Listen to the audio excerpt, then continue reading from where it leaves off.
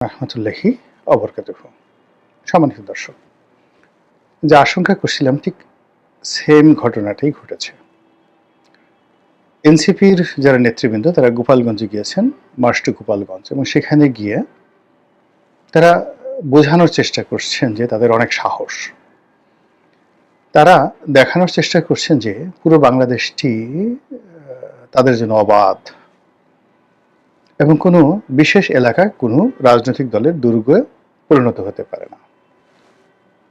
তো তারুণ্যের এই যে অভিলাষ, সেই অভিলাষ নিয়ে তারা গোপালগঞ্জের দিকে গিয়েছেন।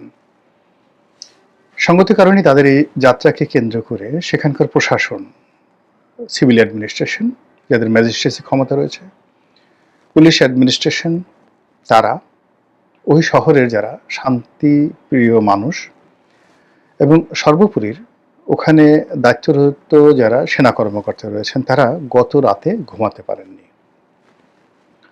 এখন বোঝার চেষ্টা করুন যে মানুষগুলো গত রাতে ঘুমাতে পারেননি, সেটা সাধারণ মানুষ বলেন, সরকারি কর্মকর্তা বলেন, শহরের যারা দোকানপাট করেন তারা বলেন, সব মিলিয়ে তারা কাদের প্রতি বিরক্ত হয়েছে। ক্রোধ কাদের উপর ছিল,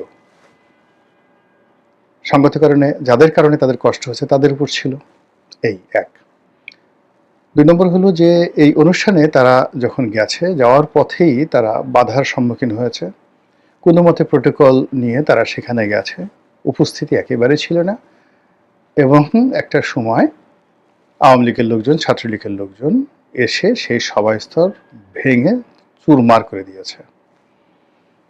প্রত্যেকটা টেলিভিশন থেকে শুরু করে পত্রিকাগুলোর যে অনলাইন ভার্সন, মানে যাকে বলে মাল্টিমিডিয়া সেকশন রয়েছে, তারা এই ঘটনার লাইভ দেখাচ্ছিল।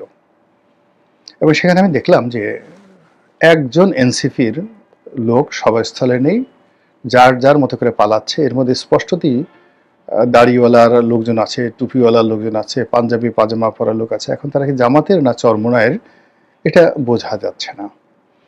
এবং তারা ভীত সন্ত্রস্ত হয়ে, তাদের হাতে লাঠি, কিন্তু লাঠি নিয়েই তারা দৌড়াচ্ছে, পালাচ্ছে, কাউকে ধাওয়া করছে না, পালাচ্ছে যে যার মতো বিভিন্ন অলিতে গলিতে, এবং পুলিশের আশ্রয় নিচ্ছে। পুলিশ তাদেরকে কোনো রক্ষা করতে পারছে না। এবং এক একটা জায়গাতে ভিডিও ফুটেজে দেখলাম যে বেশ কয়েকটি হিউ অ্যান্ড ক্রাই, সেখানে সেনাবাহিনীর পা ধরে ক্ষমা চাওয়া হচ্ছে, আশ্রয় চাওয়া হচ্ছে, মানে অবস্থা। এবং এটার হেডলাইনে যে সমস্ত কথাবার্তা বলা হচ্ছে, এগুলো আমি আসলে এখানে বলতে চাচ্ছিলাম। আমি আজকে মানে যখন এই ভিডিওটি করছি 16 তারিখে, এই 16 তারিখটি জুলাই মাসের 16 তারিখ গত বছর বাংলাদেশের জন্য একটা বিরাট টার্নিং পয়েন্ট ছিল। তো সেই টার্নিং পয়েন্টের দিনটি উদযাপিত হবে অনেক চমৎকারভাবে। কিন্তু আজকে ঢাকার আকাশ মেঘলা, আকাশ কাঁপছে। গোপালগঞ্জের আকাশ কি অবস্থা আমি জানি না। তো সেই অবস্থাতে তারা এই অনুষ্ঠানটি উদযাপন না করে বরং এই দিন তারা খোঁচাখুচি করতে গেছে, গোপালগঞ্জে খোঁচাখুচি করতে গেছে, এবং তাও মানে যাকে বলা হয় আওয়ামী লীগের ওই জায়গাটাতে। মূলত এটা তাদের দরকার ছিল না। প্রকৃতিতে দুটো জিনিস কখনো সহ্য হয় না, প্রকৃতি সহ্য করে না। এক নম্বরে যেটা সহ্য করে না সেটা হলো আপনি অপ্রয়োজনীয় কাজ করবেন, আননেসেসারি কতগুলো কাজ করবেন, এটা প্রকৃতি সহ্য করবে না। আপনার টাকা থাকুক, ক্ষমতা থাকুক, যৌবন থাকুক, সৌন্দর্য থাকুক, এটাকে অপ্রয়োজনে আপনি ব্যয় করবেন। এর ফলে কি হবে, যখন আপনার সেটা প্রয়োজন হবে, শক্তি, টাকা, যৌবন, আপনি তখন পাবেন না, আপনার সেটা তখন শেষ হয়ে যাবে। এটা হলো প্রথম অপ্রয়োজনীয় জিনিস প্রকৃতি কখনো সহ্য করে না। অনেক রূপবতী নারী, তারা দেখা গেল 100টা প্রেম করেছে, অনেক রূপবান ছেলে 100টা প্রেম করেছে, বিয়ে করার পরে দেখা গেল যে তারা যেভাবে আশা করেছিল তার রিভার্স, অর্থাৎ সুন্দরী পেল, বুড়া, কালা, ঢাউস, আর রূপবান মানে সুন্দর যে ছেলেটি, সে পেল একেবারে সেমি বুড়ি একজন মহিলাকে। এখন সেই মহিলার সাথে তাদের যে স্বাভাবিক সম্পর্ক সেটাও হয় না। তাহলে ওই যে যৌবনের যে অবিচারটা, এটা দেখবেন যে ব্যক্তিগত জীবনে এরকম ঘটনা ঘটে। টাকারও কি অবস্থা, টাকার সঞ্চিত আছে, বাবা রেখে গেছেন, দাদা রেখে গেছেন, অথবা আপনি অনেক কষ্ট করে উপার্জন করেছেন, কিন্তু একটা সময় আপনার কাছে মনে হলো টাকা মানে কাগজ। খরচ করা শুরু করলেন, হঠাৎ করে দেখে বাসা বাঁধল রোগ, ছেলে অসুস্থ, প্রয়োজন, টাকা নেই, দরিদ্র হয়ে গেছেন। কত হাজার কোটি টাকার মালিক জাস্ট 2-3 বছর আগে যাদের 1000 কোটি টাকা ছিল, এখন এরকম অনেক লোক সেলুনে গিয়ে চুল কাটার মতো টাকা নেই, এই ঢাকা শহরে, নিজের চোখে দেখা। এগুলো প্রকৃতি সহ্য করে না, আননেসেসারি যে কোনো কাজ, অপব্যয় বলেন, ব্যয় বলেন, দম্ভ বলেন, সবকিছু। তো সেই দিক থেকে গোপালগঞ্জে যাওয়া তাদের প্রয়োজন ছিল না। এক। 2 নম্বর হলো আওয়ামী লীগ তো এখন তাদের শত্রু না।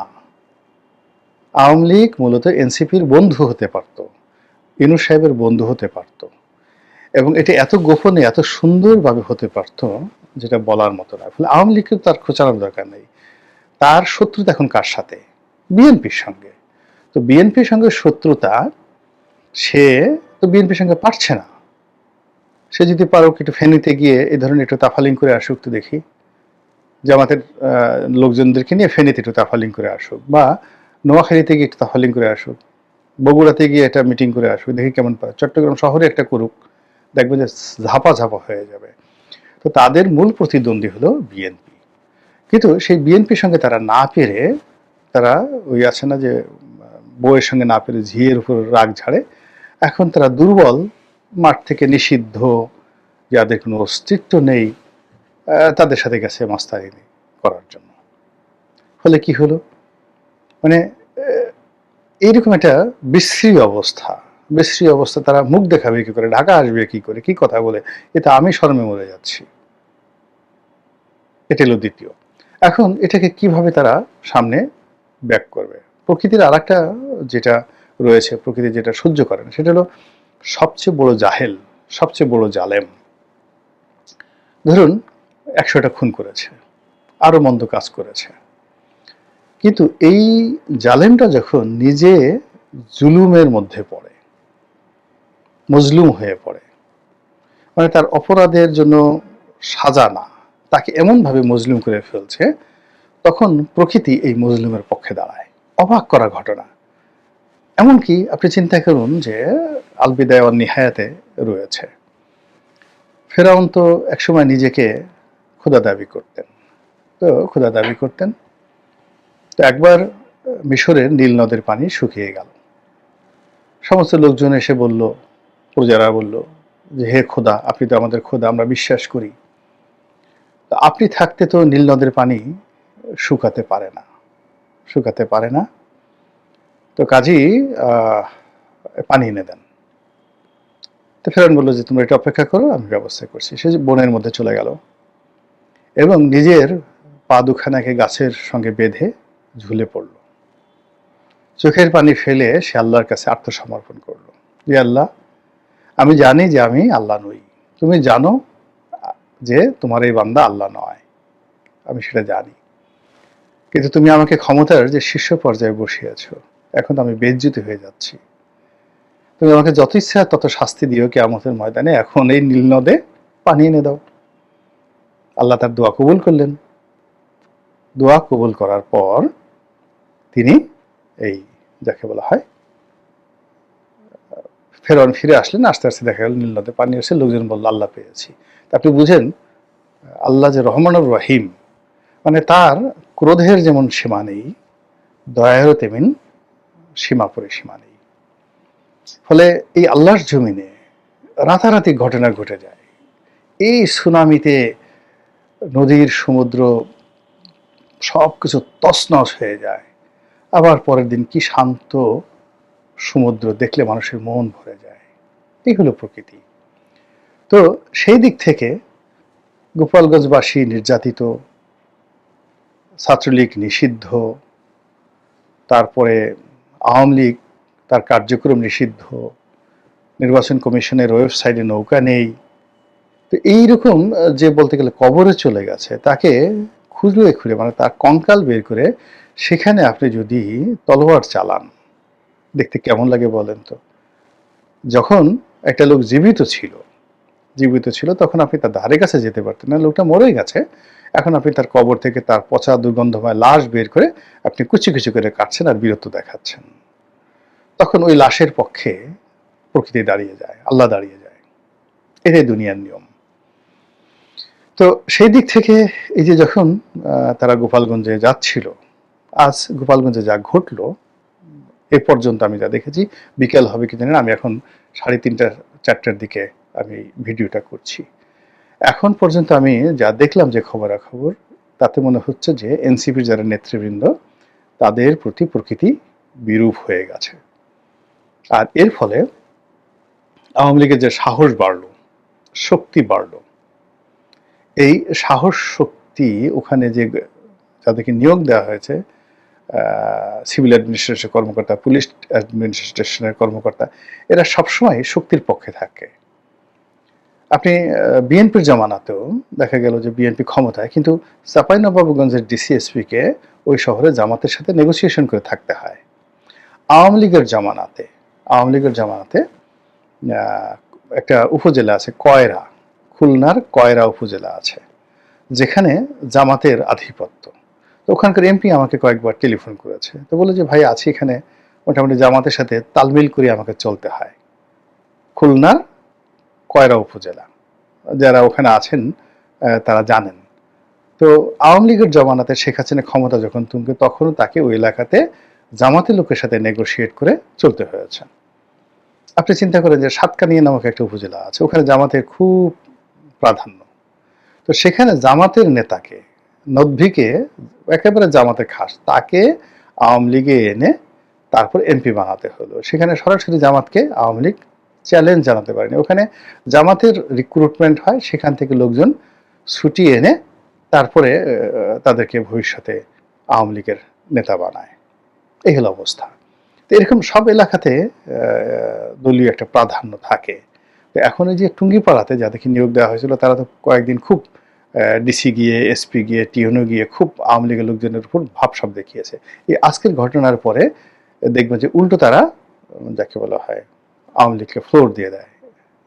এখানে ইউনূস সাহেব যত কিছু চান না কেন, এই কাজটা করে দেওয়া হলো। তাহলে একটা জেলা, সম্পূর্ণ একটা জেলা যদি এইভাবে সিমেন্টেড হয়ে যায় একটা রাজনৈতিক দলের, যেটা প্রথম দিকে তারা যেমন পতনের পরেও 2024 সনের আগস্ট, সেপ্টেম্বর, অক্টোবর পর্যন্ত তারা সেখানে টিকে ছিল। পরবর্তীতে সেনাবাহিনী শক্তি প্রয়োগ করেছে, পুলিশ শক্তি প্রয়োগ করেছে, চিরুনি অভিযান চালিয়েছে। তাদের যে বড় বড় নেতারা ছিল তারা সবাই পালিয়ে গেছে, অনেকে ধরা পড়েছেন। কিন্তু সাধারণ মানুষকে তো আপনি এলাকা ছাড়া করতে পারবেন না, তারা তো সেখানে রয়ে গেছে, এরা তো মরে গেলে আওয়ামী লীগ করবে। তো এই সাধারণ মানুষ, নেতৃত্বহীন সাধারণ মানুষ, তাদের হাতে আবার এই যে ক্ষমতাটা দিয়ে দেওয়া হলো, ফলে কি হলো, এই যে এনসিপির, তারপরে শেষে বিএনপির, এরপরে জামাতের যেই লোকগুলো ফেজ অফ হয়ে গেছে এই সময়টার মধ্যে, তাদের আসল চেহারা প্রকাশ হয়ে গেছে। তো আওয়ামী লীগের যারা লোকজন আছে তারা করবে কি, প্রথম যারা সবচেয়ে দুর্বল গ্রুপ আছে, এখন চরমোনাইয়ের সাথে, জামাতের সাথে বিএনপির যে দ্বন্দ্ব সংঘাত, সেক্ষেত্রে যদি জামাতের লোকরে পিটানো হয়, বিএনপির লোক তো এগিয়ে আসবে না। বিএনপির লোকরে পিটানো হলে জামাতের লোকে কি আসবে না। এই যে ডিভাইড অ্যান্ড পলিসি, সেই পলিসিতে একক শক্তি আছে আওয়ামী লীগের হাতে, এবং তারা এই সময়টাতে, বাকি যে সময়টাতে তারা এই জিনিসটা কাজে লাগাবে। ফলে এই জিনিসগুলোর দরকার ছিল না। আর সেটা কাজে লাগিয়ে তারা যদি অন্যান্য দিকে আরেকটু করে অগ্রসর হয়, আপনি জাস্ট আপনাকে দুটো উদাহরণ দিই। ঢাকা শহরে কি হতে পারে? ঢাকা শহরে এই মুহূর্তে অন্তত 10 থেকে 15 লাখ আওয়ামী লীগের নেতাকর্মী পালিয়ে আছে বিভিন্ন এলাকা থেকে। এরা কেউ উপজেলা চেয়ারম্যান, কেউ পৌরসভার মেয়র, কেউ কোনো এলাকার উকিল, তাদের টাকা আছে, পয়সা আছে, ক্যাডার আছে, এবং এরা এখনো ঢাকা শহরে যেখানে থাকে 10 জন 12 জন নিয়ে গ্রুপ করে তারা ঘোরাফেরা করছে। তো ঠিক সেম ঘটনা কিন্তু আওয়ামী লীগের জমানাতে হয়েছিল বিএনপির ক্ষেত্রে। আমি যে এলাকার তোপখানাতে থাকি, এলাকাতে সবসময় 1-1.5 হাজার সেই আমার নির্বাচনী এলাকার লোকজন, বলা ছিল 10 মিনিট, বিএনপির যারা লোকজন তারা এই জুলাই আগস্টের মানে এখানে পালিয়েছিল। এখন এনসিপির লোক কয়জন বা ছাত্র সমন্বয়করা কয়জন? জুলাই যেদিন আবু সাইদ মারা গেল বা তার আগে দেখা গেল যে তারা যে সমস্ত কর্মকাণ্ড চালাচ্ছিল, পল্টন মোড়ে তাদের 10 জন লোকও ছিল না, বা তাদের 20 জন লোকও ছিল না মৎস্য ভবনের ওখানে। আমি এই জায়গাগুলো তো প্রতিদিন আমি হাঁটা চলা করছি এবং করি, কিন্তু দূরে দাঁড়িয়ে দাঁড়িয়ে ঘেরাও করে রাখছে 200, 300, 400, এগুলো সব বিএনপি লোকজন ছিল। এবং যখনই কোনো একটা অকারেন্স ঘটছে, যেমন বিচারপতিদেরকে যেদিন মারা হলো, তো ওই দিন ওই সব বিএনপির লোক গিয়ে কিন্তু সেখানে এমন ক্রাউড সৃষ্টি করছে যে বিচারপতিরা সেখানে মার খেলো। পল্টনে একই অবস্থা। পল্টনে আমি একদিন আসতেছি, দেখি 10-12 জন যারা ছাত্র সমন্বয়ক তারা ওখানে করছে, রাস্তা ব্লকেট করে রেখেছে পুরানা পল্টন মোড়ে। কিন্তু মানে 4টে কোণ অন্তত পক্ষে 3-4 হাজার লোক দাঁড়িয়ে আছে। এর মধ্যে আমি আসতেছি, এর মধ্যে যখন আসতেছি 100-150 লোক দৌড়িয়ে আসছে আমার দিকে, আমার নির্বাচনী এলাকার। আরে তোমরা আসছো এখানে কি করতেছো? আমরা তো ঢাকাতেই আছি গত 15 দিন যাবত, এই আন্দোলন করতে আসছি।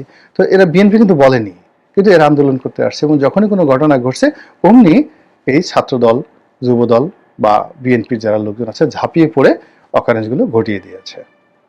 এখন আপনি দেখেন ঢাকা শহরে যে অবস্থা হয়েছে, বিএনপি, জামাত, এনসিপি, চরমোনাই, এদের মধ্যে মারামারিটা অনিবার্য হয়ে পড়েছে। আর এই মারামারিটা দূর থেকে দাঁড়িয়ে দাঁড়িয়ে দেখবে কারা? আওয়ামী লীগের লোকজন। তারা এই ঢাকা শহরে আছে 10 লাখ।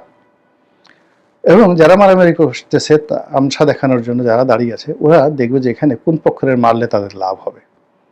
তখন তারা করবে কি, যদি দেখে যে এখানে যদি জামাতের লোকের পক্ষে অবলম্বন করি তাহলে বিএনপি লোক মার খায় বেশি, বিএনপির সংখ্যা কম, তখন ওরা করবে কি জামাতের পক্ষে বিএনপির সবগুলোর সহায় পড়বে, দোষ পড়বে কার? জামাতের। আবার আরেকটা স্পটে গিয়ে দেখা গেল সেখানে বিএনপির লোক বেশি, জামাতের লোক কম। জামাত এর উপর আক্রমণ করছে, চরমোনাইয়ের উপর আক্রমণ করছে বিএনপির লোক। ওখানে দাঁড়ানো আওয়ামী লীগের লোকজন দাঁড়িয়ে আছে, সংখ্যায় বেশি, তারা বিএনপির পক্ষে নেমে আচ্ছা মতো ধুলাই দিয়ে দিল তাদেরকে, এবং বদনাম হলো কার? বিএনপির। এই যে যে একটা রাজনৈতিক হানাহানির দিকে আমরা যাচ্ছি, এই জিনিসগুলো আমাদের দেশটাকে কোথায় নিয়ে যাবে একবার একটু চিন্তা করেন তো। মহান আল্লাহ আমাদের সবাইকে হেদায়েত